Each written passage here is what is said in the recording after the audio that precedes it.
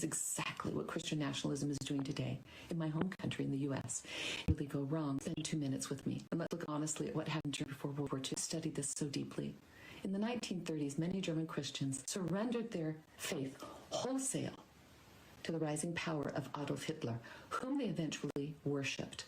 The Nazis wanted to fuse Christianity with nationalist, racist, and authoritarian ideas. So what did they do? They created something called the Reichskirche, or the Church of the Empire, a so-called Christian church that put the state, the gospel. And the tragedy also was that many church leaders who were hungry for power and security, they embraced it wholesale. They twisted schism and violence.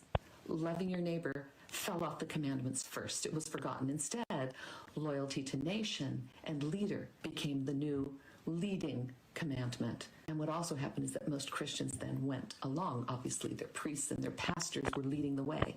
And genuine faith was replaced by political dogma. The cross was, decorated in a flag, and Jesus was reduced to some sort of a mascot for the empire. And that is exactly what Christian nationalism is doing today in my home country, in the U.S. And we know what comes when the church becomes an arm of the state. The lesson of the Reichskirche of Germany, where I have lived for many, many years, is clear. Whenever faith bows down to political power, it corrupts both the church and the country. It happened here in Germany. It can happen anywhere, including, yes, the United States of America, and it's our sacred duty to resist, to follow Jesus, not Caesar, to love the least of these, not to chase earthly power,